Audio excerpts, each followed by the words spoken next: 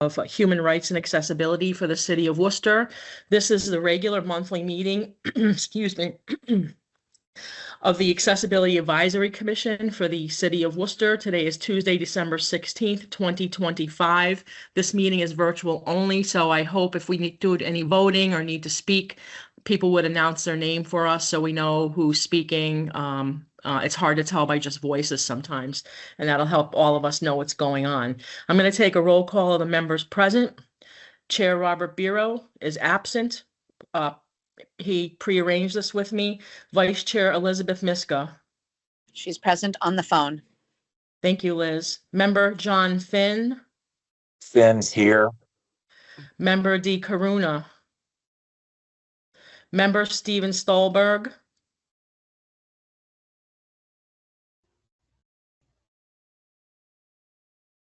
Steve?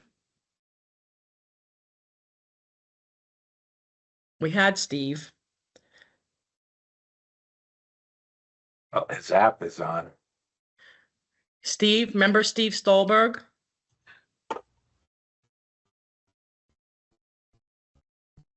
Member Kate McGrath. Kate McGrath here.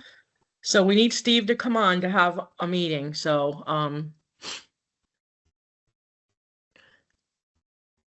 Dawn, could you reach out to him?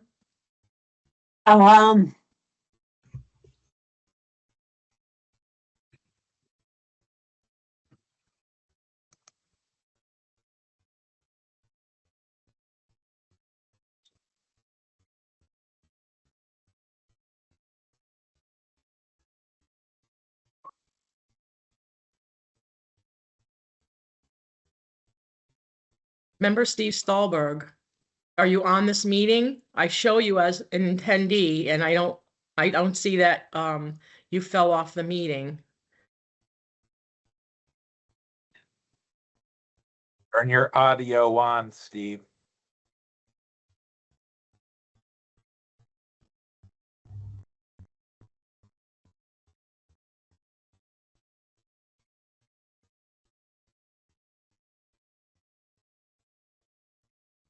We'll just wait for 5 minutes if that's okay with everyone. I apologize.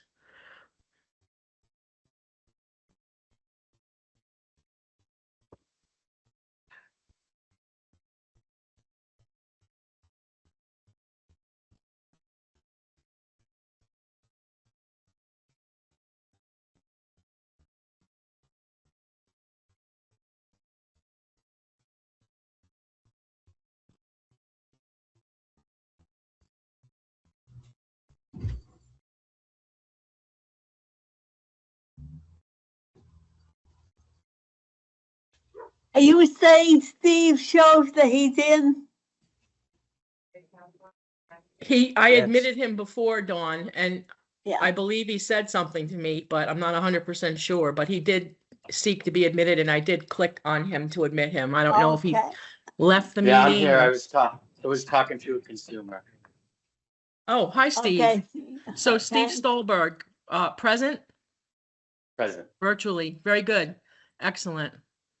All right, everyone. So we have a number of things on the agenda tonight. We have a quorum of the members present. The first item on the agenda is we're calling the meeting to order officially at 4:35 p.m. As I said before, we are recording this meeting.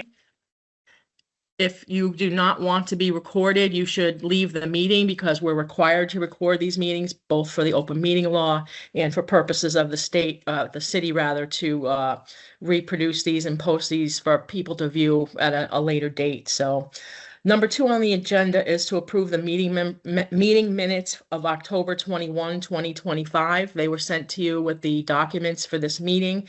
I'd need a motion from one of the members and a second, and then we'll take a roll call vote. John Finn, I make a motion.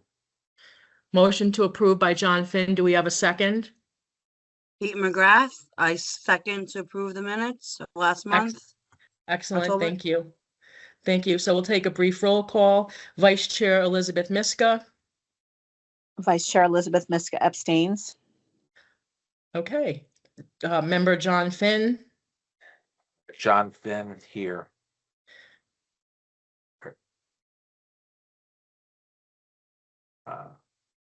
John, you made the motion, so you're approving the a motion? Yes. Very good. Member Steve Stallberg, Aye. member Kate McGrath. Kate McGrath, aye. Okay, that motion carries to approve the minutes with one abstention by the vice chair. The third part of the agenda is a conversation with Kristen Harkness, the Executive Director of Canines for Disabled Kids. I know Kristen's present. I appreciate you coming to visit with us and talk to us, Kristen. And I will turn over this part of the meeting to you to make your presentation. Great. Am I able to share a presentation with you, or would you prefer not? My little share button is not, I don't have access according to the I link. will make you a sharer. Thank you. I think you'll just enjoy the presentation more with the images that I'll share rather than just looking at me. Should be good now. Yes, thank you so much. Give me one moment. Thank you.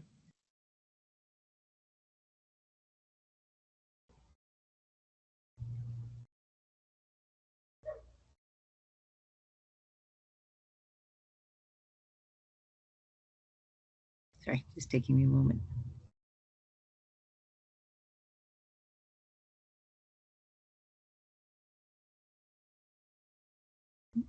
Sorry.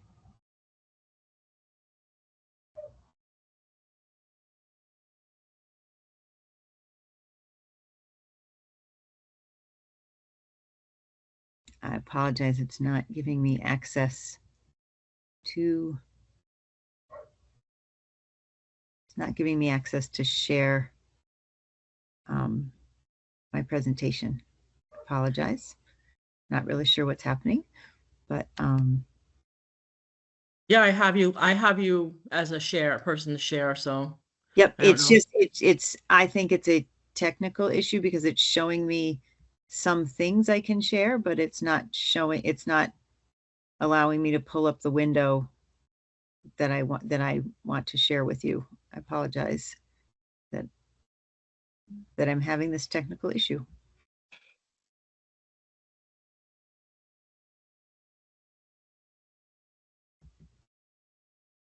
Let me try this again. I apologize.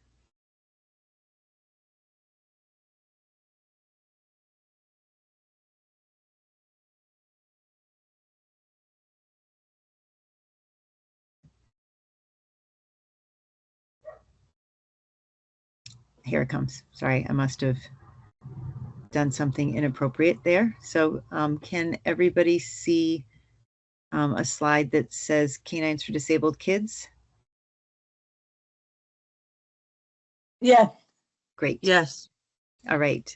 I will go through this. This is Canines for Disabled Kids is the organization that I represent. We are a national nonprofit based in Worcester, Massachusetts, and we specialize in helping individuals who need service dogs to get them, as well as working in the community to make sure that both all community members, businesses, as well as service dog users are playing by the rules, that they know what the rules are and how to interact appropriately. And we provide scholarships to help children specifically be able to afford their service animals. So we'll talk a little bit more about that as we go through, but let's start with some basics. So a service animal is a dog or a miniature horse that's individually trained to do work or perform a task for a person with a disability.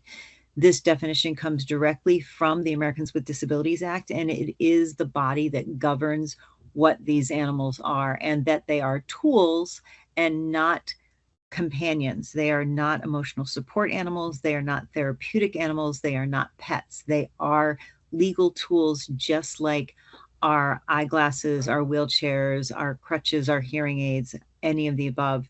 And they have the same access and responsibilities accordingly.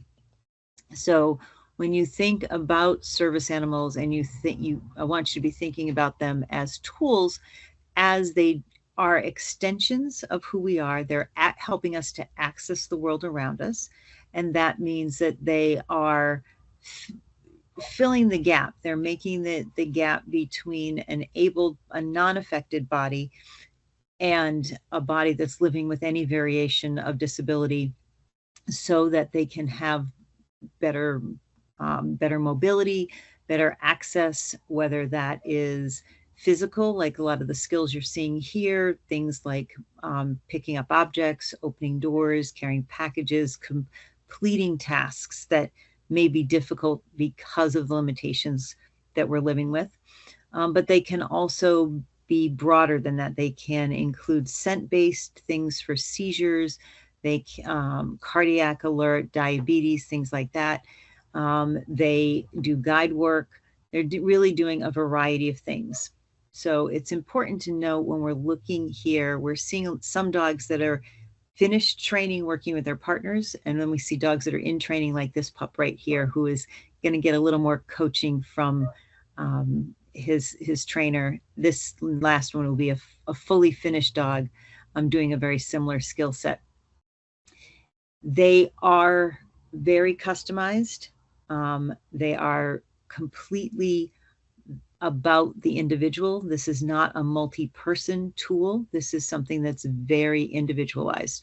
So when we think about service animals, we see them in a way that helps the individual based on the needs of the individual, but not based on the specific disability. I'm going to pause. I'm going to play this one here. If you can hear this, let me know. If you can't hear it, I'll talk over it. There's different activities that sometimes are easier with a dog, like hiking and walking through crowded hallways. My service dog helps me to avoid obstacles, and if I give him a command that he doesn't believe is safe, he won't carry it out. I like knowing that there's another creature that's looking out for me. So that young lady, when this was filmed, she was a senior in high school. She had lost both of her eyes to cancer at the age of 3. And at the age of 16, she applied to get her first guide dog. Now, I let that clip play with her vocals because I think it's really important to hear, not just from me, but to hear from people of different ages, what is this meaning, right? This is not a buddy for her. This is a dog that is her eyes, that's keeping her safe, moving throughout the environment. She was really a great example of a young woman who fully embraced what having a service animal could do for her, in that she went on to run competitively in track and field. She ran cross country, both in high school and college, and was able to do that without another person attached to her. She was able to use her dog for those competitions and be able to really run fully at her pace. And that was what worked best for her. So we are switching interpreters now. Excuse me. Switching interpreters. Thank you. Sorry to interrupt. Please. Thank you. All right. Are we good? Yes, we are. Thank you. Thank you very much. Thank you. So the next slide, and that was a perfect pause point there, because the next picture in here is a different type of service dog, but they both wear a similar harness. So what I'm giving you right now are the categories of service animals. So we have a guide animal, which is an animal that's going to use its eyes and lead somebody through space. You do have to be legally or fully blind in order to be eligible to use a guide animal.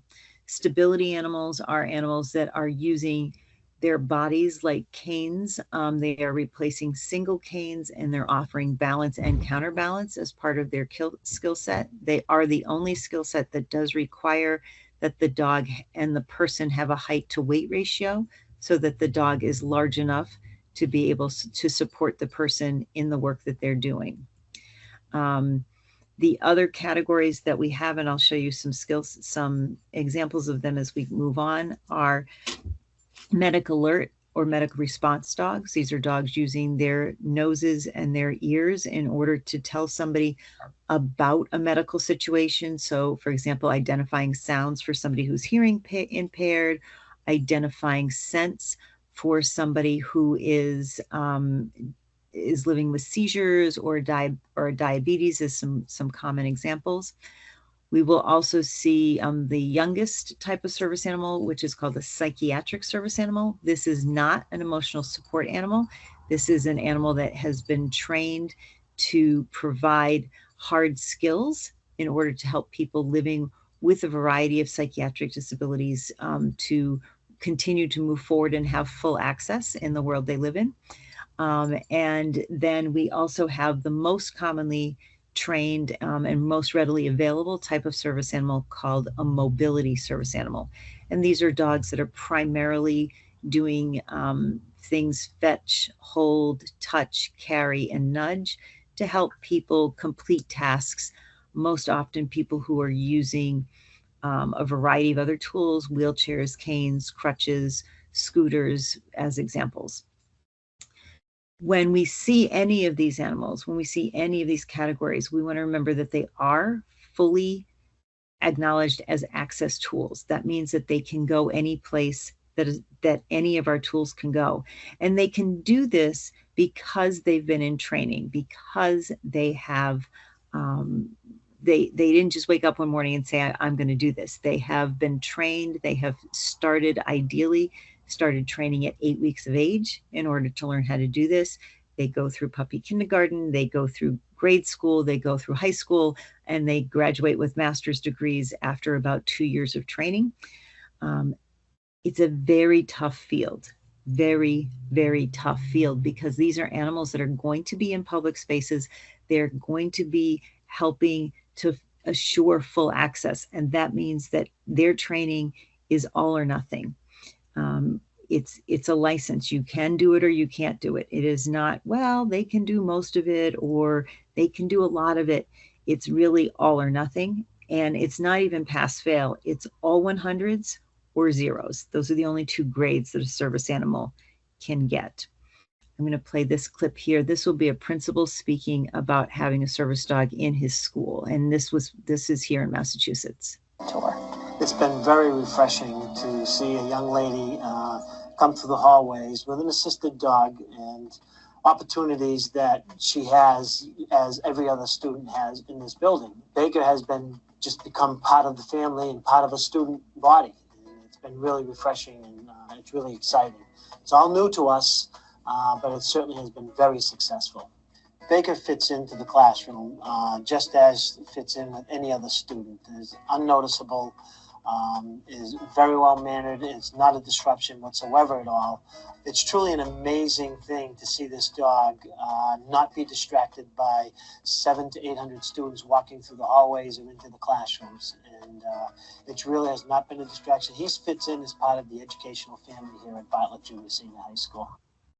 So I think it's important to note that both of those schools said that the most disruptive the service dogs were, the most disruption that were caused because they had a service dog in the classroom were the days that we came to film on campus. They had nothing to do with the dog's ability to work. The dogs did not interfere with other students. They really smoothed things out very quickly. Both schools, I did go in and work with staff and students to make sure that everybody was fully prepared to welcome the team, but also to hold the team up, to make sure that the team was doing what they needed to do. This is not a get out of jail free. This is not something that you can, just because you have a service dog, you can now do all of these things without repercussions or without responsibility. It is definitely a seesaw in that we need to work together to make sure it all balances out and that everybody is in the right place and having the right respect for each other.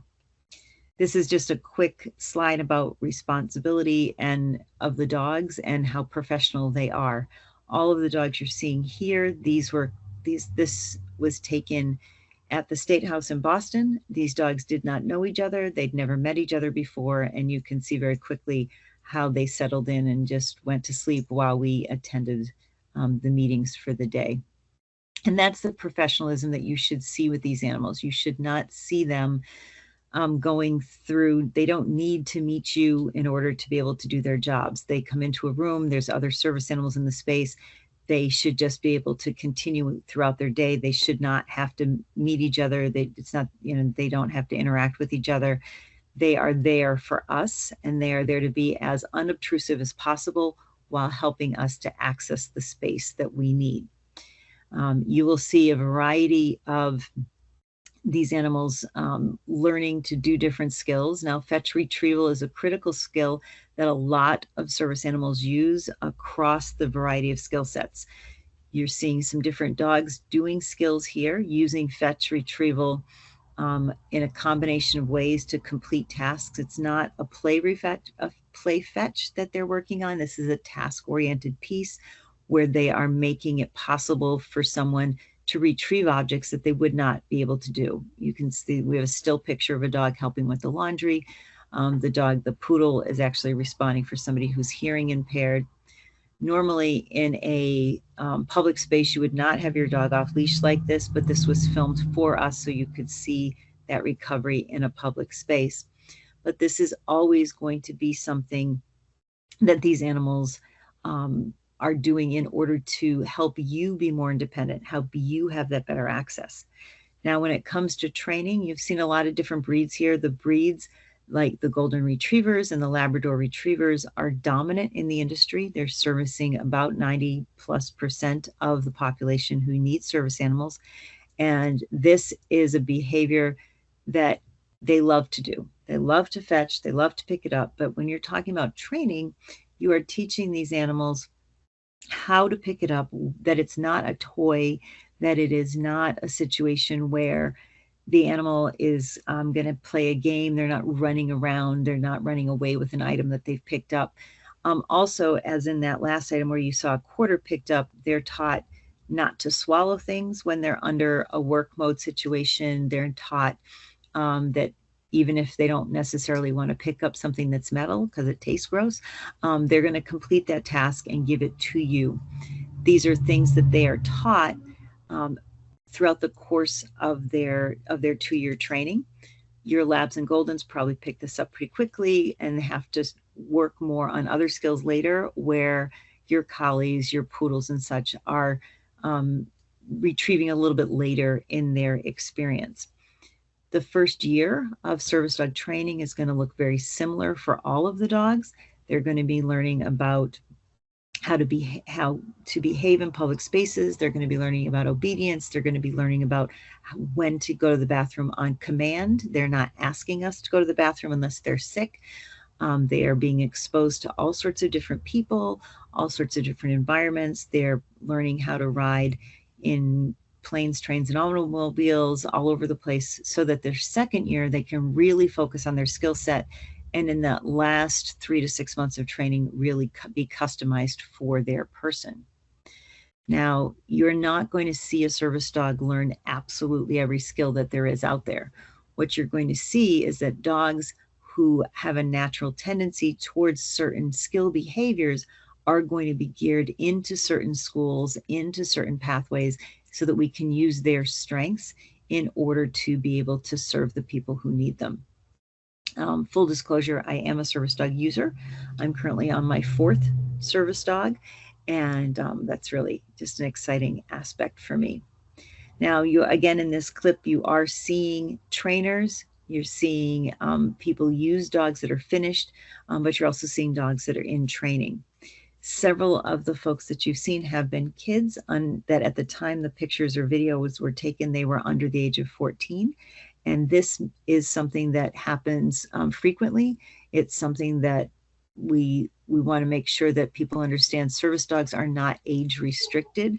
They're responsibility restricted. So we'll talk about that in a little bit more detail shortly. I did say that the dogs are trained to really go by whatever mode of transportation we're using: planes, trains, automobiles. We get most commonly asked about flying with service animals. Flying with service animals is a little different than any other mode of transportation. We do take more time to go through security. They have to be cleared as well as us. These photographs, some of these were taken in Presque Isle, Maine, and TSA there did volunteer to help set up some of these images, which was really great. But it doesn't matter whether we're getting on large planes, small planes. It doesn't matter if we're flying out of major airports or we're flying out of small local airports. The process is going to be the same. The animals have to be cleared. And when we get onto the plane, they do need to fit in the floor space that you purchased.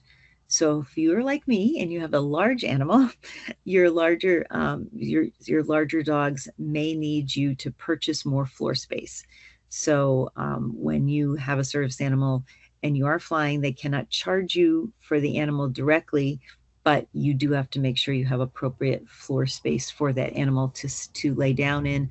They cannot lay in the aisles. They cannot be impeding the aisles in any way.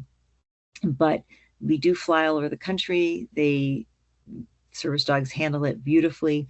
And this is, as I said, the difference is that we do need to go through clearance, just like everybody else, but we also need to have that. Some of us need extra floor space, which we would pay for. The ADA does state that fear and allergies are not valid reasons for preventing someone from using a service animal in the space that you're in. This is important to note that this is not discriminatory against people who have allergies or dog allergies, or against people who are fearful of dogs. It's a way to assure that people using these animals are not being discriminated against and not being denied access to spaces because of reasons that can really be handled well. First, we want to. Kristen, we have an announcement. Anna, can you come on screen? I apologize. I guess there's an announcement. There's a consumer that's joined that needs to know how to pin the interpreters or access us. Yes. You'll have to excuse me. Please. Anna. I'm not sure why my camera has not turned on. I have just turned it on. Anna, it's on. We can see you. Okay. Do you have an announcement for a consumer? We're switching interpreters. Oh, okay. I apologize. I thought that you wanted to announce, like, pin the interpreters or something. My big apologies. Thank you. Thank you for your patience, Kristen. We're switching interpreters. Thank you very much. Thank you. Wonderful. Thanks. So when we're talking about allergies and we're talking about fear, we want to acknowledge that those things are very real for people, but we also want to make sure that we are all able to share the space together. And the great thing about both of these is that we can share the space together. So the first thing to know is that dogs are a touch-based allergen. If you have a dog dander allergy, that means you're allergic to the dander on a fur breed dog, not a hair breed dog like a poodle. And you have a dog allergy, don't touch the dog, is the simplest solution here. If you have an extremely rare level of this where you can react to dander that has been left on someone's clothing, your risk factor is impacted by people who have dogs at home, that they're walking around with dog dander on their fur, and so a service animal is not altering that risk factor. Although one doctor did say he felt that it actually might just make people more aware. So if you have that level of dog allergy and you see a service animal, it's okay to avoid them. It's okay to say, can we not sit next to each other? But it's not okay to say we can't be in the same space together. Also, if we have fears, we want to acknowledge fear for what it is. But these animals have gone through extensive training where they, again, zero tolerance here. They get a 100 or they get a 0. And they are going to be in a situation where they are never, ever, ever allowed to be protective or aggressive. And they should not be interacting with other people without permission. So if I'm standing in line to see the next wicket, or at the grocery store or the pharmacy or whatever, it's important to know that these animals they're not there to interact with other people. So if the people in front or behind me in line are fearful or uncomfortable, just giving a little extra space will hopefully allow us to share that space fully. But it's never okay to deny the service dog access into the space because of someone's fear or allergies. This is just a quick slide here about independence. Service animals, the reason to get a service animal is to expand your independence. If that is not your primary reason for adding this tool, then you may not be ready for this tool, and we should consider fully when you are ready for this tool that's what you're looking for first. Yes, they're cute. Yes, they're adorable. Yes, they keep your toes warm in the winter, and they make you happy when you're feeling sad. But those are all what I like to call frosting on the cupcake. They are not the reasons for a service animal. They do not make the service animal the tool that it is that gives it public access. I did mention earlier that service animals cannot be protective or aggressive. They have to learn this in school. They have to share personal space. They have to share their toys. They have to share their treats. Anything around them has to be shareable. But this is an incredibly important point to make. And so that's why I give it its own slide here with two of the most adorable teams that we have to just emphasize the point that they're supposed to be friendly. Now, they don't have to interact with you, okay? But they do have to be non-aggressive, non-protective. Anyone who has a disability can be considered for a service animal. Each person has to be able to have a dog that the dog has to be able to be trained for them to do things that help make them more independent of their disability. These are not pieces, again, not emotional support pieces. I apologize. I can't make that phone go away. I was hoping it wouldn't ring while we were here. I apologize. But it's also important to know that each person has to be evaluated independently. It is not something we don't show up and say, hey, I have multiple sclerosis. Let me go to the kennel and pull out a dog who was trained for multiple sclerosis. They're trained with a skill set that would be needed by a variety of different people and then customized for the individual. So again, anyone with a disability may be able to have a service animal. Responsibility for a service animal is on the person who's using the animal, okay? It is not the responsibility of the business or the facilities to handle the dogs for us. They're not, if you go into a doctor's office, it's not their job to hold your dog while you're having an x-ray or while you're having an MRI. If you're at a school, it's not the school's responsibility to have a teacher's aide handle the dog while the student is in the classroom. They have to let us in, but they only have to let us in when we're being responsible.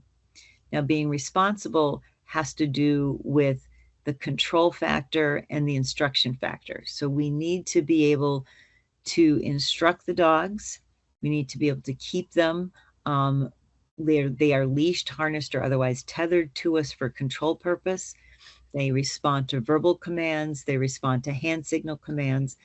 If the animal is off leash to complete a task, then it needs to be within range for the verbal instruction or the hand signal instruction. You cannot send it off through the grocery store to find someone for you. You can use it to help you get help, but it has to be with you. It has to stay under your control. And if you're not able to do that control fully yourself, but you do need the benefit of a service animal, especially with the situations we're seeing in these images, we're seeing individuals that the dogs are alerting to medical conditions like seizures. What you're seeing here in these images are a child, a service dog, and a parent. And the parent is the one who is taking the full responsibility. They are making sure that the dog follows instructions, that the dog is remaining appropriately in a heel position, or a side position. They're taking on that level so that the dog can work and do its alerts appropriately for the child that it's working with. We do see facilitation with adults as well, but it is most common with individuals under the age of 14. The next two slides are really going to be a bit of a recap, but we can't stress it enough. It doesn't really matter where you are. They're going into hospitals, they're going into doctors' offices, they are going into all of these environments. If you are not able to be in control of your animal while you're in that space, you need to bring a facilitator with you. If you don't bring a facilitator with you, then your animal needs to stay home while you have say an MRI or another procedure done. But if you have your facilitator with you and they maintain the dog's control, the dog is welcome in those spaces. And again, the same at school. We do not usually see dogs attending school until a child is about 14 years old, about 8th grade, and able to take that full responsibility. We do know from a number of schools that students who have added service dogs to their day-to-day experiences have done a number of things, including free up school resources for other students. So instead of it having a one-on-one, maybe having a one-on-multi, so that that person can work across the board with more than one student. And in some cases, not needing an aid at all any longer because of what the dog is doing. There is a young lady in the pictures here. She is wearing a blue cap and gown in the lower left-hand corner of your screen. And her school told me when her service dog was added, when she was a senior in high school, that she spent more time in class her senior year of school than she had the previous 3 years of high school, because she needed to keep leaving school to have joints put back into place. She has a condition called Ehlers-Danlos and dislocates a lot of her joints on a regular basis. The dog was able to alleviate a number of things that caused those dislocations to happen. Simple things, opening a door, pulling back on a drawer, things like that. The dog was able to do those tasks, to carry objects so that she wasn't carrying them and putting extra pressure on her shoulder and things like that. By doing what it did, she had fewer dislocations and was able to stay in class and engaged more during her senior year than previously, which is exactly what these dogs are supposed to be doing. Now, they're also working tools, and no matter how cute they are tools. So we do ask that people do not touch, talk to, or deliberately distract them without permission from their partners. If you do get, yes, these are hippopotamuses.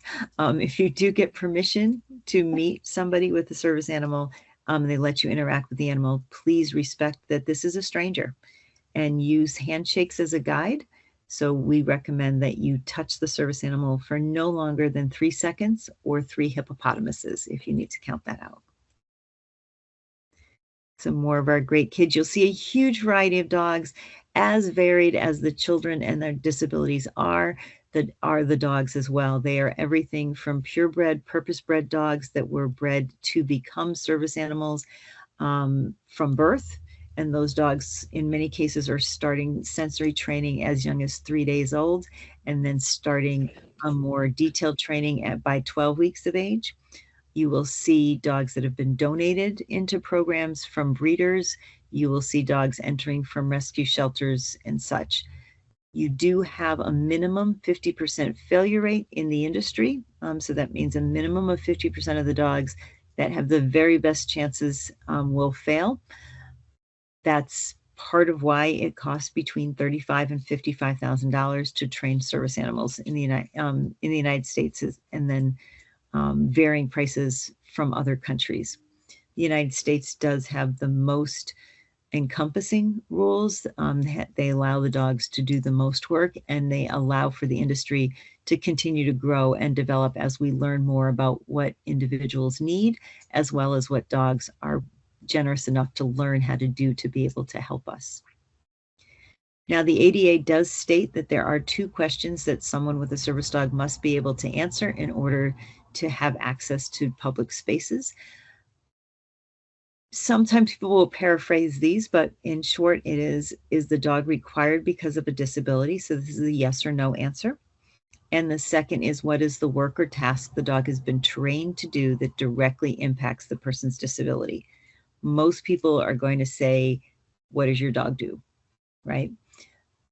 Remember, this is the trained work. This is not the emotional support. This is not the companionship that the animals give us, but it is trained work. If the person answers no to the first question, they don't have a service animal, and the business can say, thank you, take your pet, please go home. If they say yes, then the second question comes into play. And it's very important that the person is answering that accurately about the skills. Please note, they do not have to in any way expose their disability. There is no such thing as a service dog certification. There is no paperwork that they can legally ask for regarding the service animal. They cannot be required to provide a demonstration.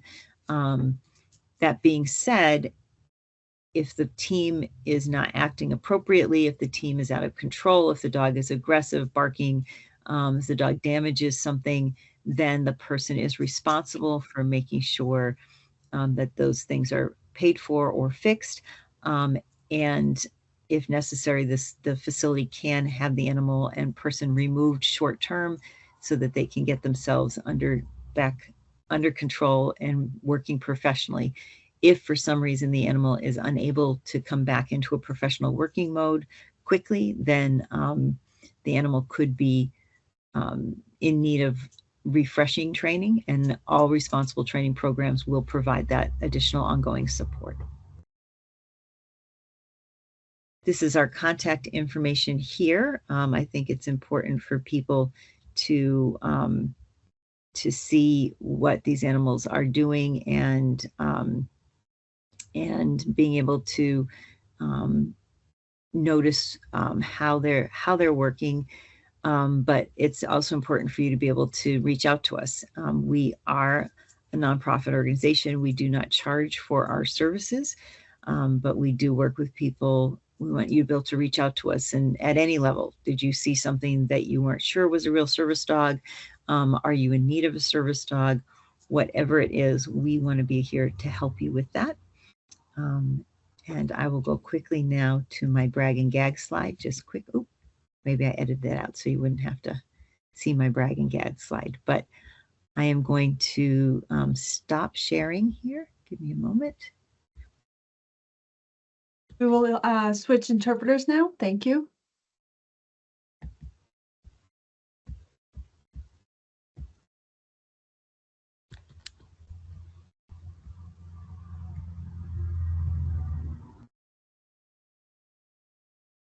Thank you. So that was a lot. I threw a lot at you there. And That was excellent, Kristen. Excellent. Very informative. Thank you.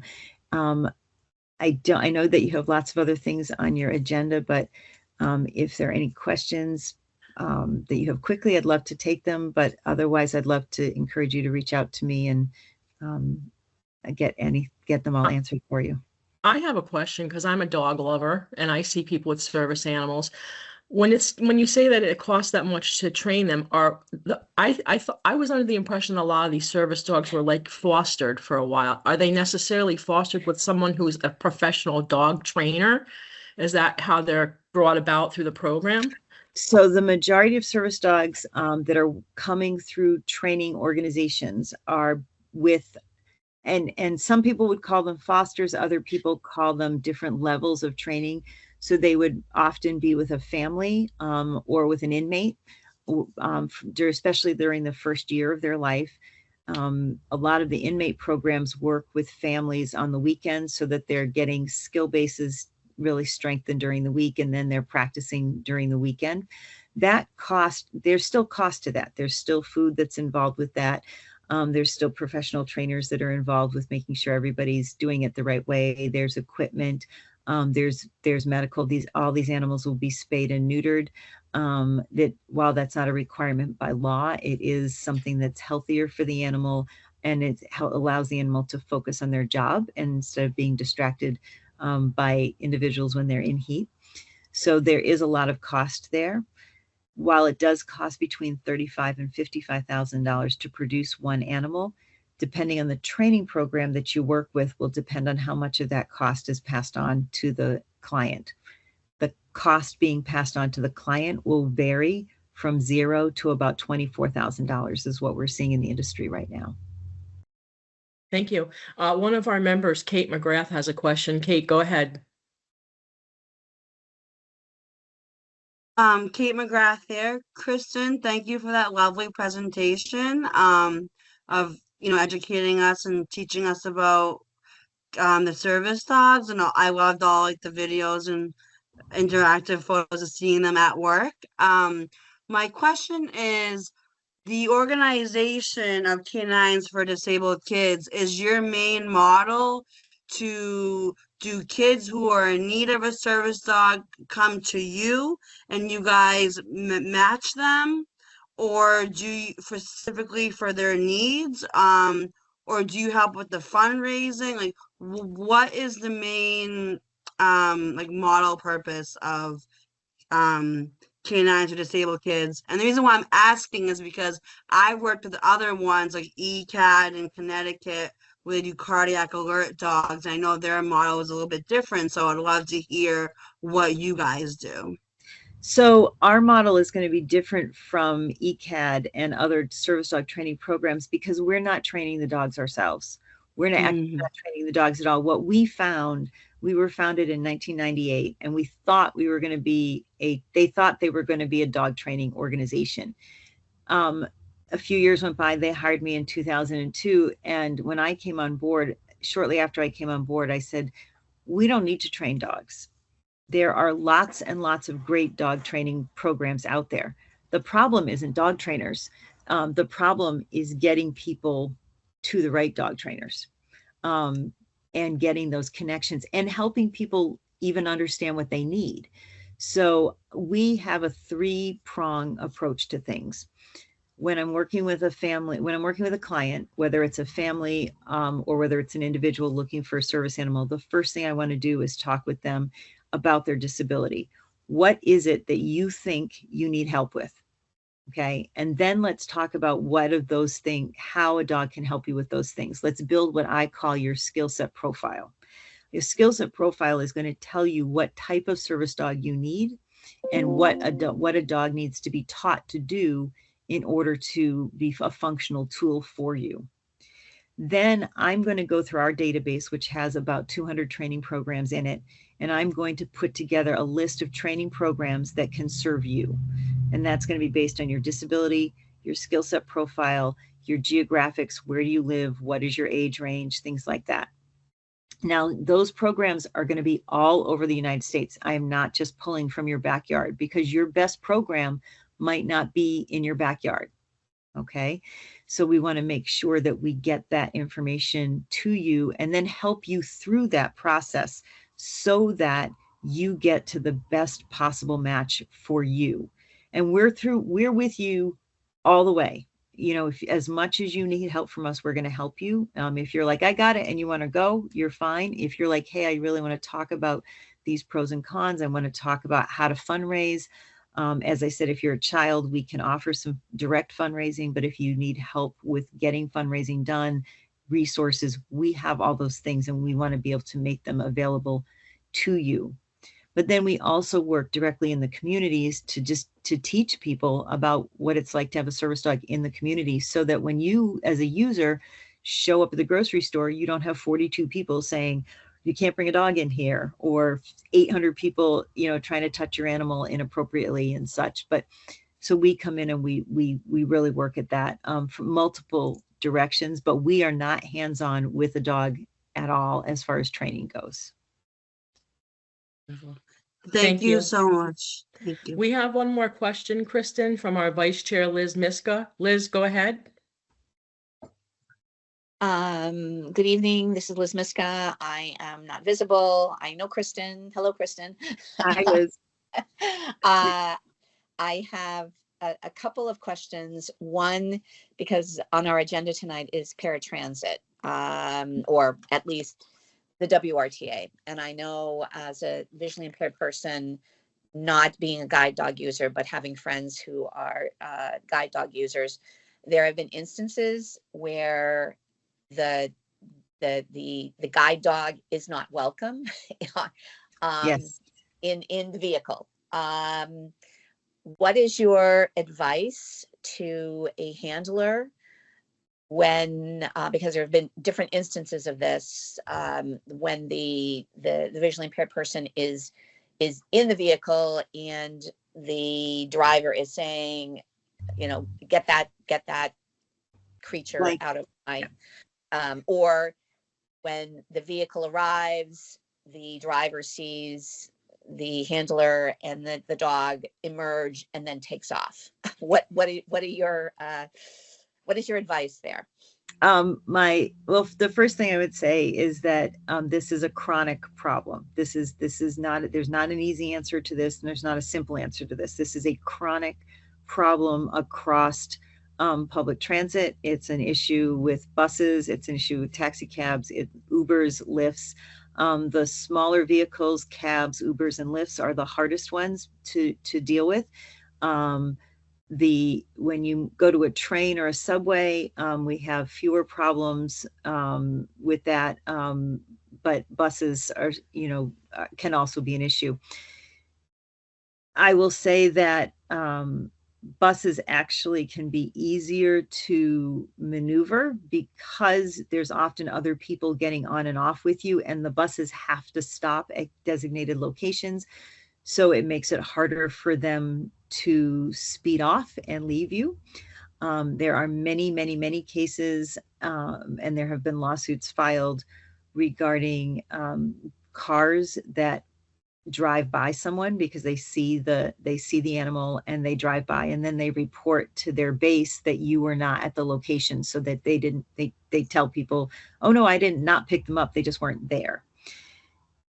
If you have someone with you who can help video those things, it's incredibly important. I will tell you that if you are using a service animal or a guide animal and you can strap a GoPro onto them or onto yourself to be able to video those experiences, that when they do happen in the negative, that will be very important in showing documentation. If you can get any kind of documentation, or if you've used a car service and you know the driver's ID, please do report those things when they happen to the companies. As the for-profit companies, Uber and Lyft, have been very vocal about that this is not something they accept from their employees, and they will they will stop people from driving for their company if they continue those behaviors. You should definitely be doing the same thing with buses, with taxi cabs. You should be getting ID information as much as possible, and you should be reporting that back to the municipalities so that those people can be retrained or re-jobbed into a different position if they continue. I think that it's very important, based on my personal experience as a service dog user, but also being with people who are using guide dogs, not just people using the other categories of service animals. It's important to remain calm. It's important to be persistent, and it's important to keep moving forward. So your dog will, a well-trained service animal, a well-trained guide dog will not let you walk out into the street, will not let you, fall off the curb, but you should definitely continue to be firm, be calm, and continue to move forward. Don't allow people to say, wait here while I check something. Get on the bus, get in the vehicle and say, you can check while I'm in here. The same thing I would say would in other spaces as well. Make sure that you're in the space if they're going to call their supervisor and check on something. Make sure you're on the bus if they're going to call, and make sure that you're in that space, so that you are forward in that space. You can hear as much of the conversation as possible, and you can be as proactive as possible. There is also a memo that the Department of Justice has put out, which is important in helping some of that. And there's some information from the Department of Transportation as well, which I recommend people carry on them as if you're using those types of services on a regular basis, to help mitigate this is an uphill battle, Liz. I'm going to tell you, this is not, nothing I'm telling you is going to make anybody's lives like, yay, it made it so much better. It's going to chip away at it. But this is a major mountain for all service dog users to battle continually, and is something that is incredibly hard, because even when you can see them coming, they'll drive right by you. Here's some tips though. If you're in a city like New York City, Boston, Worcester, and you need a cab or you need an Uber or Lyft and you can get to a hotel, have the unit come to the hotel, because if they don't pick you up at the hotels will blacklist them and they won't be able to pick up anybody from the hotels, which they will not want to do. So that's a helpful way. And if you're really sneaky, especially in a condensed area, have somebody else grab the cab, open the cab and hold it, or open the vehicle and hold it for you while you come running out of hiding and jump into the vehicle, so that they can't go past you. But we do have to play a little sneaky, because they're playing sneaky too. Thank you, Kristen. Patricia, can I ask a follow-up question? Sure, Liz, but we're running on time now. Okay. So yeah, one more question, that'll be great. Thank you. The Uber, I had heard from, again, a guide dog user about Uber Pet, which I guess there are certain Uber drivers that will chauffeur you, obviously for a fee, to the veterinarian. And this particular individual said, no, I don't want to pay the additional fee. I just need an Uber, for my guide dog and I to go someplace. Are you familiar with Uber Pet, Kristen? Yes, it is. I would put it in the same category as pet-friendly hotels, as far as dealing with the confusion over extra fees. So Uber Pet and pet-friendly hotels are places that will help somebody who has their personal pet with them for a cost, right? They say, okay, for an extra fee, I will take the animal can get in my vehicle. This is a huge confusion for people who are using service animals, because those people aren't separating. There's often mentally, they're like, it's a dog. I just charge extra for a dog. This happens in cabs too. Nope, there's a dog fee for getting in. And so it is not something that is confused at the corporate level. It is something that's often confused at the local level. And it, again, is something that you need to keep chipping away. I would personally not use Uber Pet if I had a service animal. And I would personally, I'm on my 4th service dog right now. My first 2 service dogs, I never stayed at a pet-friendly hotel to try to reduce the confusion between service animals and pets. I have seen an improvement in the hotel world, not perfect, but an improvement in the hotel world over the past 25 years or so.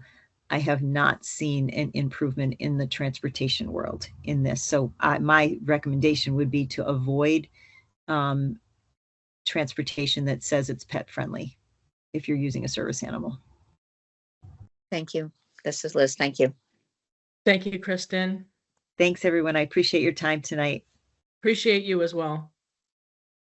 This is the interpreter, ASL interpreter. We are switching right now. Just give us one. Okay, everyone. We are moving on. Excuse me, we're switching interpreters right now. Very good. We're moving on the agenda now, everyone. We're going to go with item number 4, which is the 2025 election accessibility report. I believe we have someone from the city clerk's office present. Yes, I'm Claire Robbins. I'm joined by the city clerk, Nico Vangeli. I'm not sure if you guys can hear us at this time. Yes, thank you. Hi, Okay, Nico. Hi, perfect. Claire. Thank you for joining us. Good, Thank you for thanks. having us. Thank you.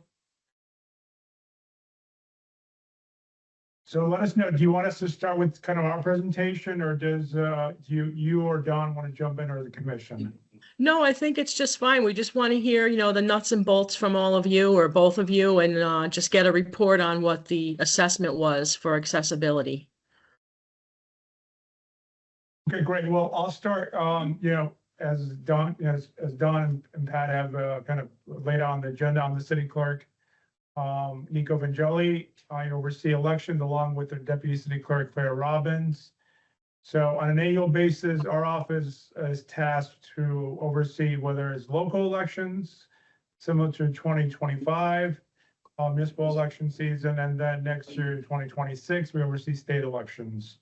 So in most cases, there's 2 elections per year, and there's presidential years when there's 3 elections. This past year, and as well as next year, we have 2 elections. So we had a September election this year. It was a city council at large citywide election. We had all polling locations operational, and that was in September. And then November 4th was our general election, which included all the, the city council at large, district, city council, school committee members, district, and at large, as well as the mayor's contest was on the ballot. And we also had a ballot question. So it was a full election for the November election. We have over 60 polling locations, and they're, wide range of areas and, location types. We vote in schools, we vote in churches, we vote in community centers, supermarkets. So we have a wide array of locations that we offer to the public and to the voters here in the city of Worcester. We do also offer early voting in person and mail-in voting. I think this commission, I've come before this commission in the past, we've reported some of the new accessible ways to take part in our democracy here in the city of Worcester. Back in 2020, we made mail-in voting available to all the residents of the city of Worcester. This year, I'm happy to report that we have had over 11,000, close to 12,000 ballots mailed in September and November to all our Worcester voters. And then we had close to 9,000 some change returned back for November. So it's a pretty decent number that people took advantage of mail-in voting. We also offered early voting in person, both in September and in November. In October into November, we offered 7 days of early voting at the library. We had a pretty good turnout. I think it was over, Claire, if I remember the exact number, but it was over 1,400 to 1,500 people took advantage of early voting in person. So that was a pretty decent number for a local election. And then, of course, election day, which we operated all at polling locations. We have a full complement of 6 poll workers, including 1 police officer. We also use our, our student poll workers from the high schools. They were there this November. So they're all bilingual. They live within walking distance of of the poll locations. So it's a great addition that we have, for our election operations. It's certainly, as we've come before you in the past, it's not an easy process to roll out because we have so many moving pieces because of the size of our election operations. But we try to work very closely with the Board of Election Commissioners and other departments to make sure that we have a seamless election process here in the city of Worcester. I'm going to kind of let Claire jump into some of the accessibility portion of what we do. I know in 2020, we had this new option that residents can sign up for accessible vote by mail. And Claire can walk you through that process, give you some of the numbers that we see and some of the steps we're taking to get more people to get involved in that, including, working with this commission to kind of put the word out there that this, these options do exist for here in the city, for residents here in the city of Worcester. So. Thank you, Nico. Like Nico mentioned, so we do have an option for residents to have an accessible online voting option. And that is coordinated in partnership with the Secretary of State's office and a third-party vendor called OmniBallots. In that option, you are able to sign up on the Secretary of State's website for vote by mail application. And there's a box to check if you need an accessible ballot option. Once that happens, we are actually able to put your information into this online portal. And that online portal, then you will receive a link from me or someone in our office, of course, that will explain how to utilize that portal. And in that portal, you're actually able to vote using your computer or any sort of, if you have an assisting device at home, you're able to utilize it through Omni ballots. And then you send the ballot right back to us, and it's a private and secure way to vote online. And we're able to then process your ballot just like you would by doing a vote by mail ballot or voting on election day. So that's one option. And then I know that we've talked previously to this group and other groups as well about the option of utilizing the AutoMark machines, which is an assisting terminal that's able to be used on election day at each of the polling locations. So those are some of our options that we have for accessible voting. Each year, we do have a good amount of people that utilize the Omni ballots option. So in 2024, the presidential election, we had about 25 voters utilize the Omni ballots online accessible option. And then in 2025, the municipal election, we had about 10 users utilize that option as well. So it's very user friendly, and we're always happy to help if people have questions as well with how to utilize that. And then kind of adding on to Claire, the secretary has their, online vote by mail portal / accessible ballot portal. We also accept just a simple application that somebody can do on their computer, as long as they have an accessible signature on there, which they usually do based on the forms we put out on our website, and they can just email it back to us. So they really don't need a computer to print out or a printer or put in the mail. So these accessible options are right online. We're encouraging all the residents to take advantage if they need this extra step in terms of accessibility. But that doesn't, kind of go away from voting in person, right? Folks still want to go do it on election day, even though we've offered mail-in voting, early voting in person. It does, for residents that want to take advantage of going in to actually cast the ballot with the AutoMark and actually put it in the voting machine, that's still an option.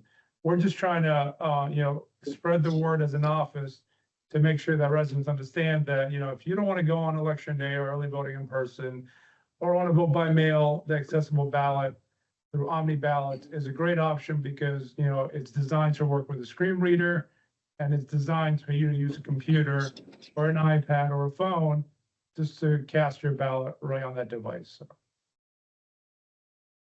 Excellent. Thank you both. I'll put it out to the rest of the AAC members that are present. Do we have any questions for either Claire or Nico? I have one question. Do you all find that the number it's reasonably steady, the number of people who access the state process through the portal? Or is it pretty consistent year to year, or are you finding that it trends one way or the other? That's a great question, Pat. So basically, we see that in state elections, there's more use. And in local elections, even with our turnout, it's usually down because, people are not as attentive, or for, a lot of reasons I've been trying to figure out for 15 years now. How do I lose a lot of the people that come on presidential elections and they don't vote in local elections, even though it's even more accessible process. In local elections, we advertise more. We do a lot more in local elections than we do in state elections. But we do see a higher number in state elections than we do in local elections. The positive thing is we've seen a trend increase even from 2020 to today.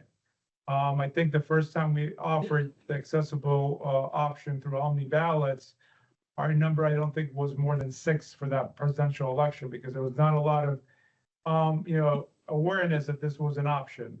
Over the years, that number increased last year with, 24, 25. And then, of course, 10 was this past election. I'm hoping next year that number also increases. We've had meetings with other groups that, kind of try to push this word out. We encourage this commission. We can go through Pat or through Dawn to send you those links. Maybe you guys can kind of push that out to your members or to anybody here in the city that want to.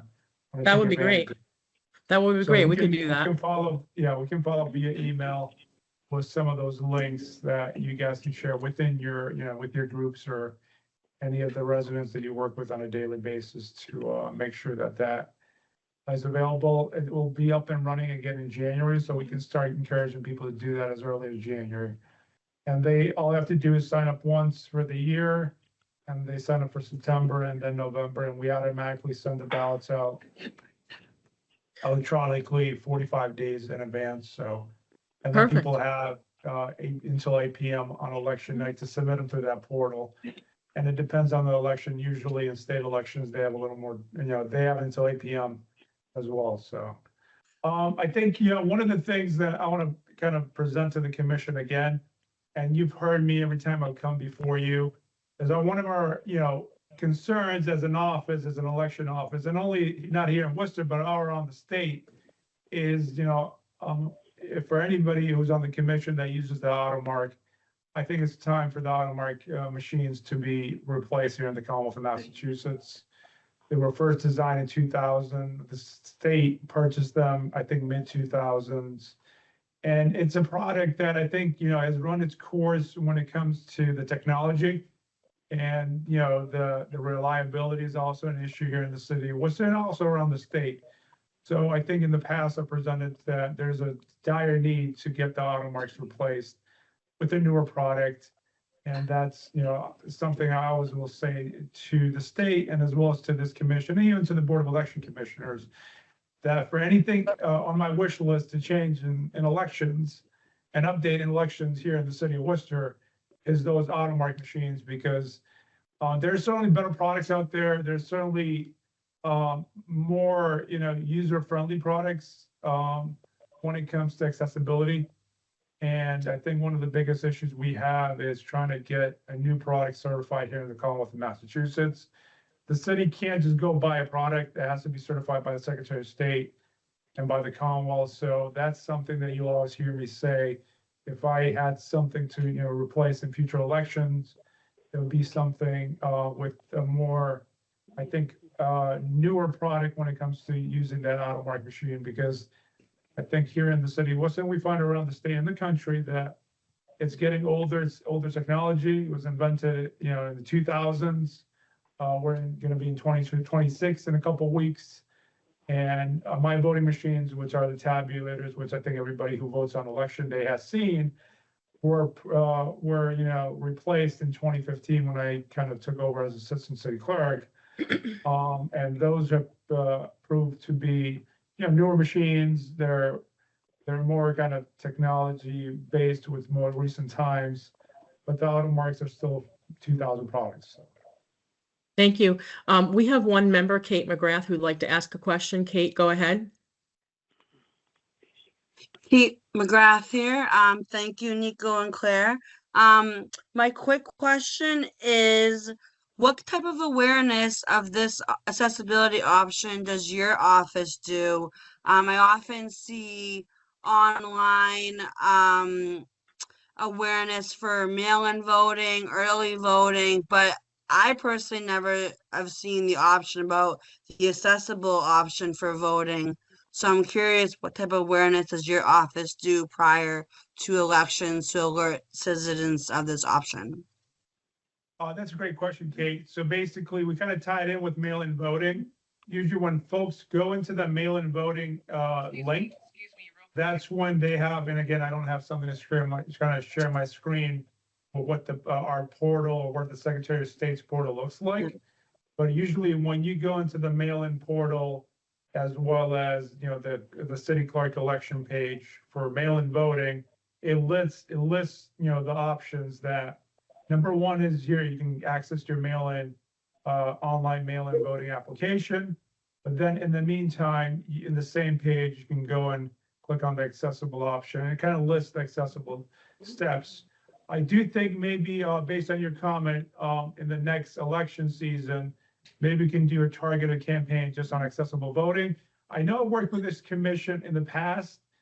We've done a video. I don't know, Don, if you have that information, but I think when accessible voting first came out, Don and I think Jana Turchik worked on the video, and I think the video is still on the website, even though the city redesigned the website, a lot of that stuff is gone. The interpreter But Don, do you Excuse remember we me? did that video? Nico, we're gonna switch interpreters. We're not hearing the other interpreter when she's mentioning that you want to switch, so that's what the issue is. But we're gonna switch ASL interpreters now, so just give them a second. Thank you, Pat.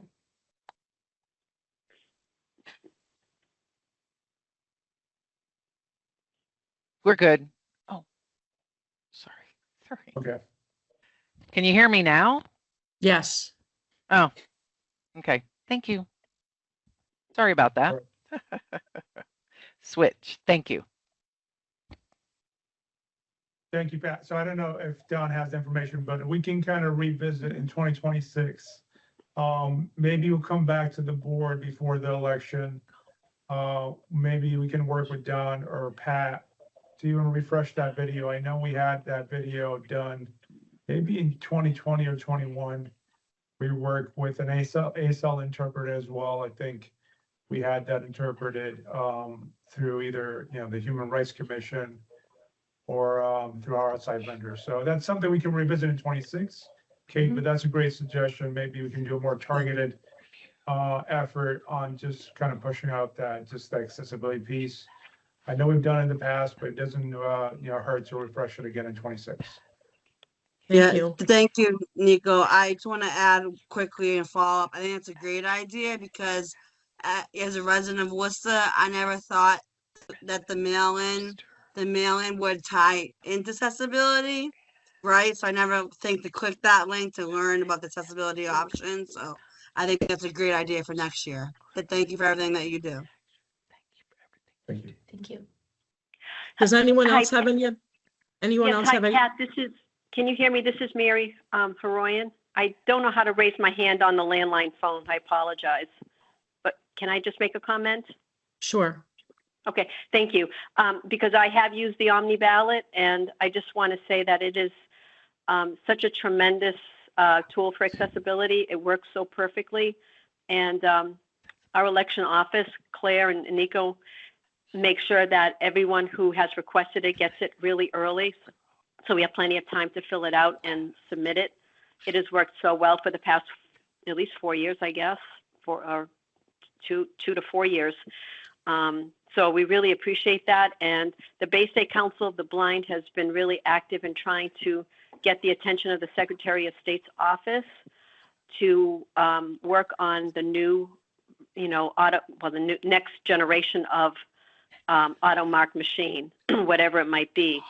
So we're working on that as well, but we're really active in promoting the accessible vote by mail. So we're happy to work with the city on that as well. So, but just want to say thank you for the accessible vote by mail ballot.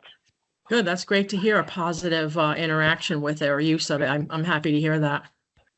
Steve Stolberg, you have a question? Yes.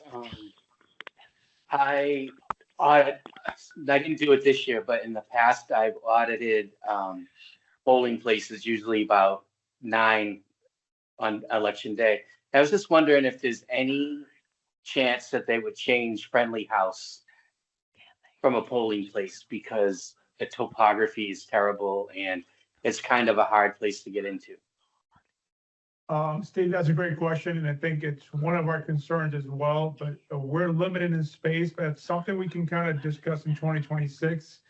I know we have a new district councilor in that side of the city, so usually, councils make recommendations to the clerk or the commission, but that's something that's always been on my list, and we can kind of take a look again in 2026. We did make some steps and some adjustments. I know I've asked for the repavement of the lot. They've done some improvements on the lot. They've also reserved some more spaces for accessible parking. But it's not an ideal location, but that's certainly something that we can kind of look in 2026. But thanks for the reminder of that. Thank you. Anybody else have any last questions? Very good. Nico, Claire, thank you so much for sharing that information. And I'm sure we'll be in contact, for 2026 to see what we can do to work collaboratively to make this better for our residents. Certainly, yeah, and we'll reach out once the new portals are up in January, so maybe we'll work with Mary, with Don, and you, Pat, of trying to have something together, so, maybe come this summer, we can start pushing it in September, and then as well as in October for the November election, that kind of Excellent. public service announcement.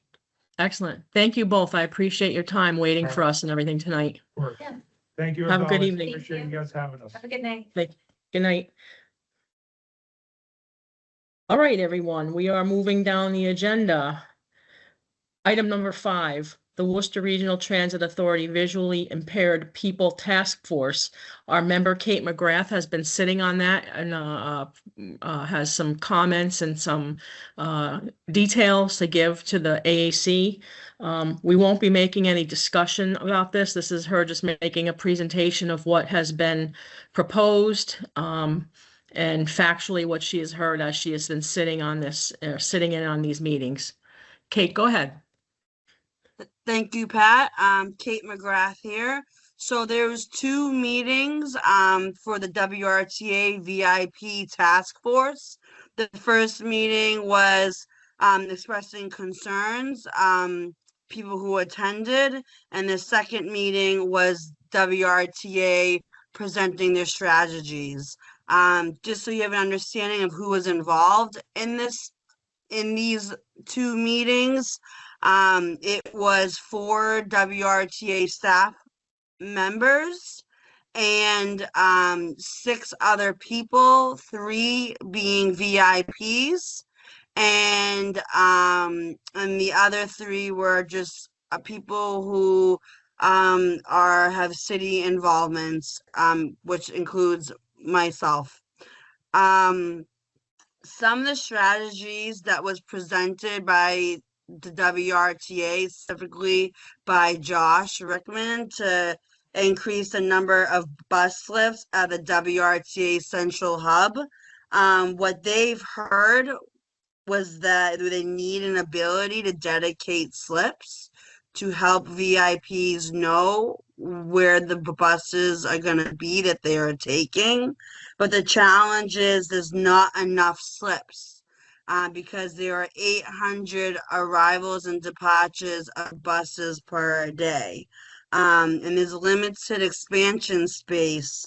And as they mentioned, there's no, quote, silver bullet and may require combining concepts. So I'm going through this slide presentation that was given to stick to exactly what the WRTA presented. So some strategies to increase the number of bus slips was a first thought of a few strategies. The first strategy they proposed, and none of these would happen without going through public meetings and going through that process. But the first proposed strategy or idea was creating 1 to 2 new bus slips, one by the bike rack area adjacent to the building at the hub, the building of the customer service. That bike rack area is currently used for parking by contractors, vendors, operator pickup and drop off, and Worcester Police Department and Fire Department. The opportunity would be 2 buses could fit along the existing fence line. The challenge that the WRTA mentioned in their presentation is pedestrian movements coming out of the customer service building of the hub, and how that would work with line of sight of pedestrians crossing by these 2 new potential buses. And sight distance to and from the crosswalk to the platform, which is what I was trying to say, my apologies, and space for boarding and aligning. And another concern WRTA expressed of this first strategy is it's too close to the doors and exterior customer service window. So with noise and pedestrian movements out of the customer service, it can increase, that challenge.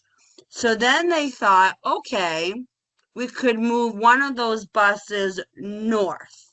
So one bus would be by the bike rack and the other bus would be kind of north, which would be over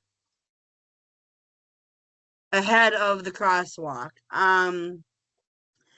So the challenge is, yes, the parking, but also the line of sight.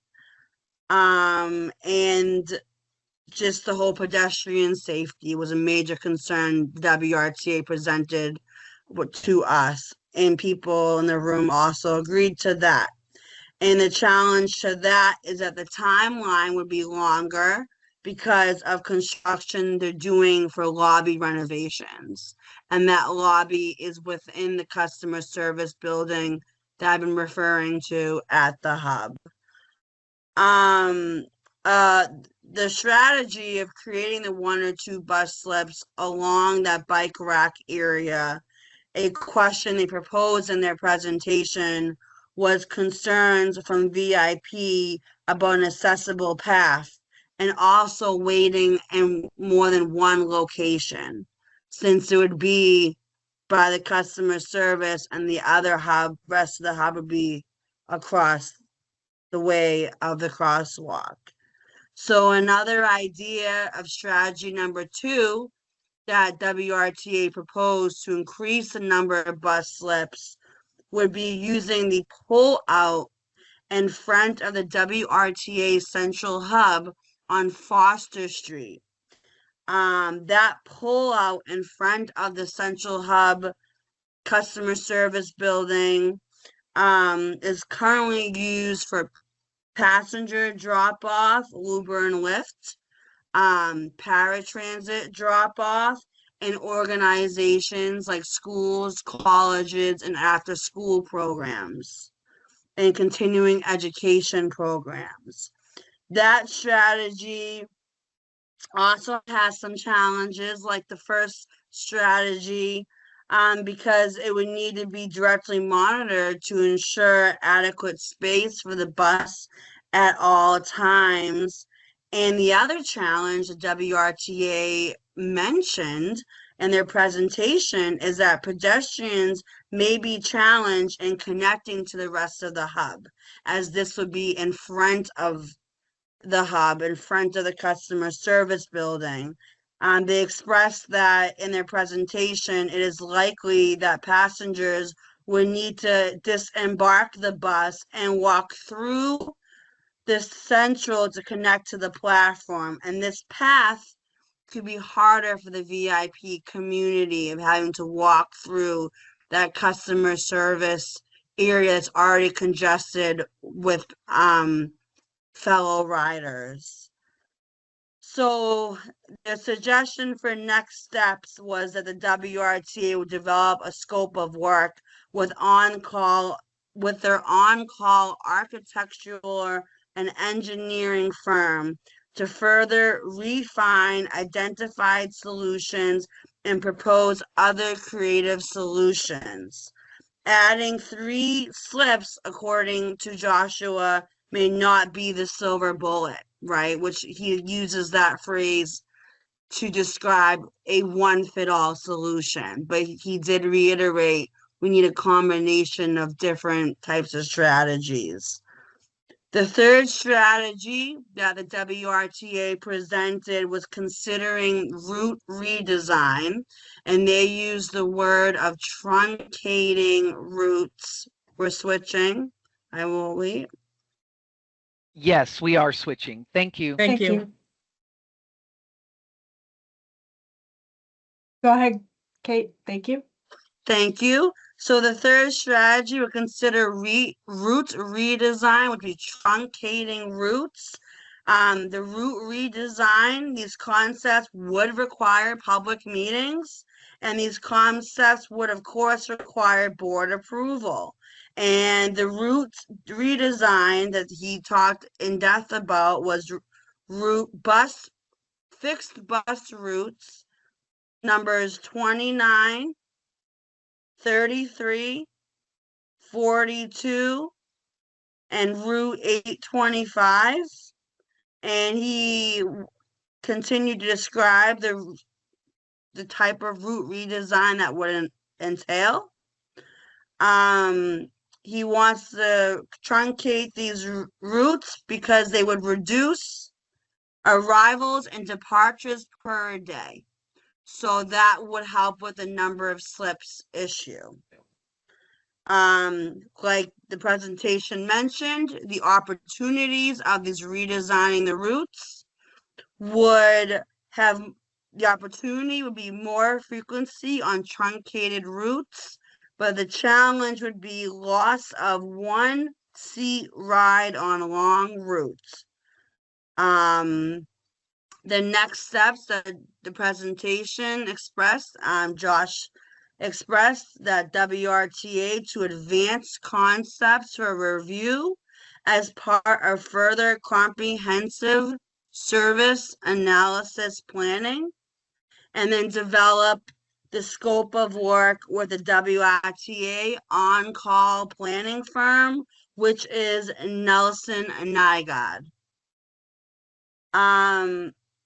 They continue to explain that there are some supportive investments to improve VIP's experiences that will be coming in the timeline expressed in their presentation for this next idea, which is called a Falcon text-to-speech button made by Connect Point.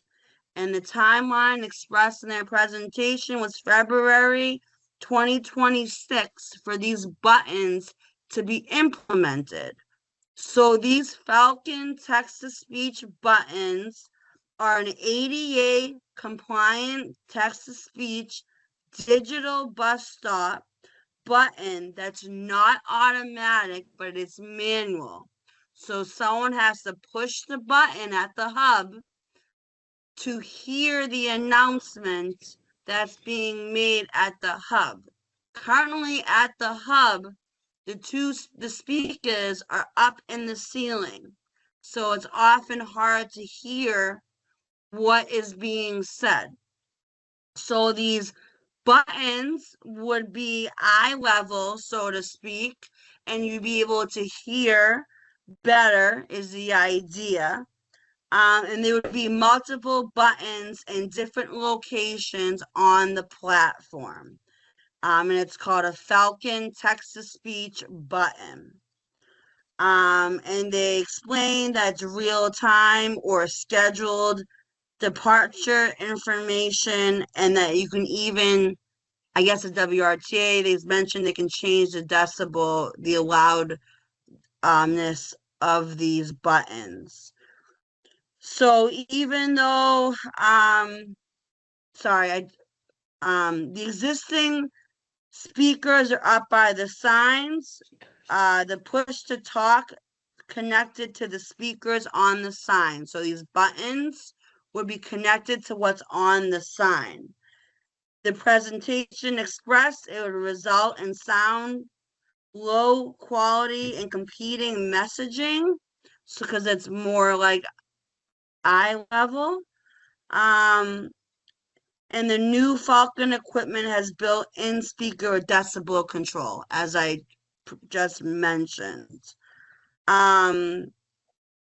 The idea is that the timeline is expressed by Josh is February 2026 for this investment of the text-to-speech Falcon Connect Point buttons, and they are hoping to add tactiles to the ground to help lead VIPs to these buttons, but that cannot happen until the spring due to the winter season.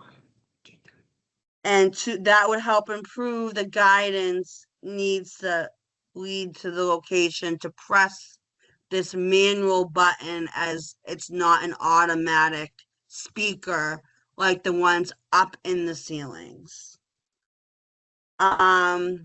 The other investment that they are doing, like I just mentioned, the first things I was mentioning was strategies, but the second half of the presentation is what they have planned on doing, which is the button and a new app called the Transit app. This app called Transit is fully compatible with VoiceOver on iOS and TalkBack on Android. It has spoken labels for routes, stops, and trip details. It has a simple layout, reduces visual complexity, and Transit Go as part of the app for travel planning. Transit Go, which is part of the Transit app, has turn-by-turn audio navigation. It has vibrational, which is haptic alerts for stop reminders. Works with VoiceOver and TalkBack. It can run while the phone is locked. And it reduces a reliance on visual signage. So in summary, the presentation stated that the Transit app increases independence for visually impaired riders through audio navigation and alerts, screen reader compatibility, reduced reliance on visual maps and signs, and personal trip guidance throughout the journey. The other thing they mentioned but didn't dive too into due to time was a SIM seat. I could be pronouncing it wrong. SIMME seat. It's a small pole mounted 2 seats on the leaning perch poles that can be installed at bus stops where there isn't enough space for full structure. So the benefit of this seat is that it's a predictable location when consistently installed next to the stop pole. It's a stable reference point for orientation at the stop, and it helps riders with fatigue easily, while waiting, they can just sit. As I will say, that was part of the presentation, but not much time was voiced by Joshua on this, but it is something they are considering. And WRTA did consider best practices to make the SIM seats visually accessible, which are the following: to ensure high contrast colors between the seat and surrounding pavement, and they would position consistently relative to the stop pole for consistency. And they hope to, the other one would be improve lighting where possible to assist low vision riders. So all in all, the WRTA, their next steps of supportive investments to improve VIPs' experiences was 4 steps. The first one was wayfinding technologies, which is continue to review various apps and beacon systems for accessibility and navigation support, including Right Here and NaviLens. The second step is overhead platform announcements. Identify ways to utilize the PA system on the platform for announcements, in addition to the Falcon buttons that will be implemented in February. And the third step they want to consider is the ambassador program research. They want to continue to research and analyze transit ambassador programs and best practices for rider support at other transit agencies. And the last step that the WRTA included in their presentation was a mobility instructors tour and audit.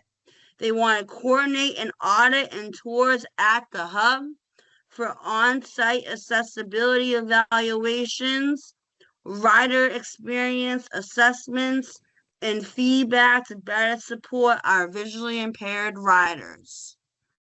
So that is me going through the presentation that Joshua of the WRTA presented to us at the second meeting for the task force, WRTA VIP task force. Thank you, Kate. So we're going to be talking more about this in the future, everyone.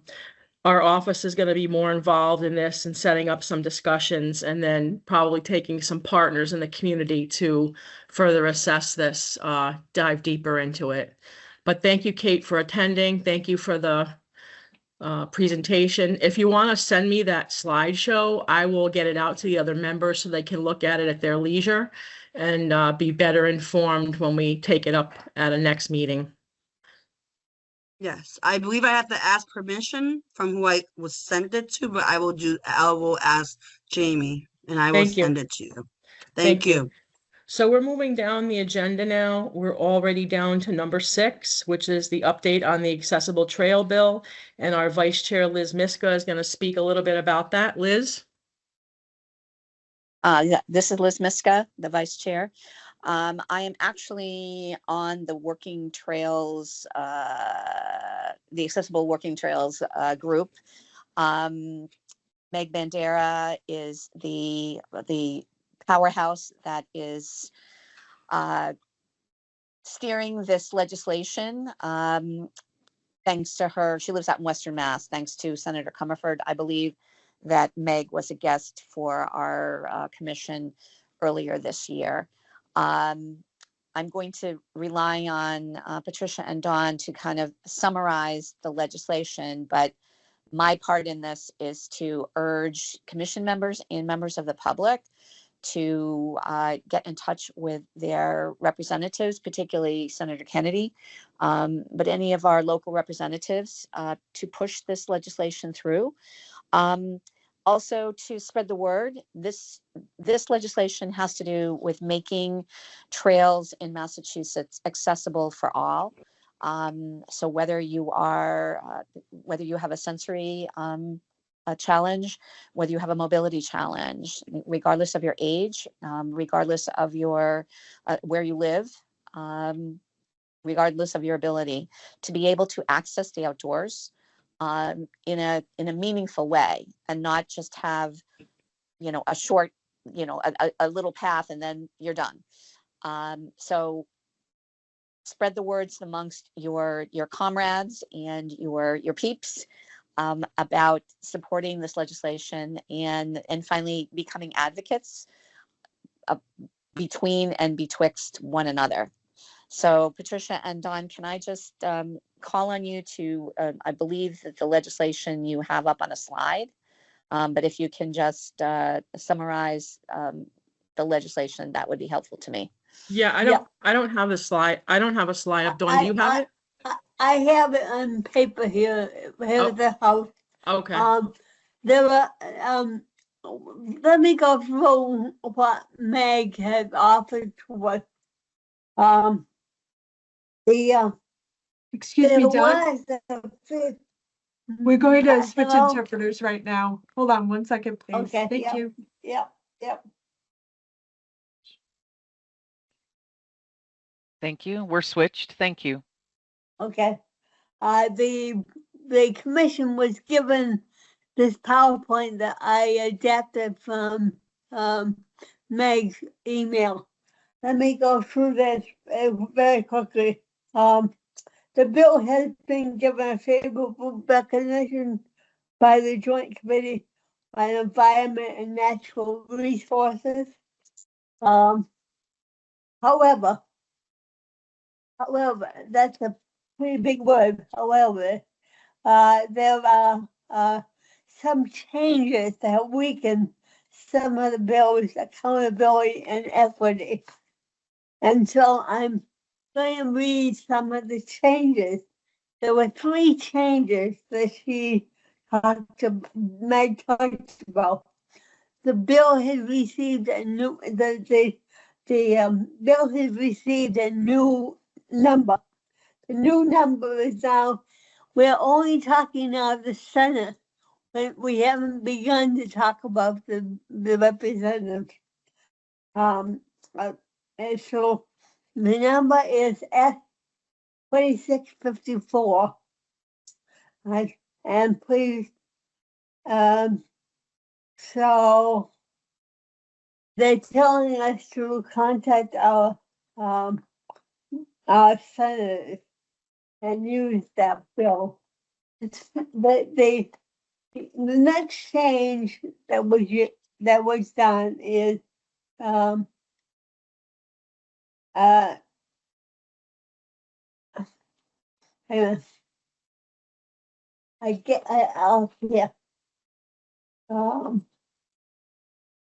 My fingers don't change pages very well. Okay, here we go. The second change to the language. The language is establishing a trail accessible work group was removed. And that's the work group that Liz is part of. While this group is already underway, its removal from the bill also eliminated requirement for state agencies to formally respond to the work group's report. This has been a potential to weaken accountability going forward. So the third change is the critical equity language has been removed. The most consequential change is the removal of language that declared the policy of the Commonwealth to maximize access trail, outdoor spaces, and recreational activity for people of all abilities. This language was key in signaling that accessibility and equity should be a priority. The removal of this provision diminishes the bill's original focus on ensuring equitable access to outdoor spaces for everyone, regardless of ability. This change is especially disappointing as it highlights the ongoing biases in inequity experienced by people with disabilities. It's a lot of words, but I think that's important to know. And so there are 3 recommendations that we might want to consider. One is to contact Senator Robert Kennedy, who is on the Ways and Means Committee, and we know she's been supporting this. The second recommendation is to change the pages.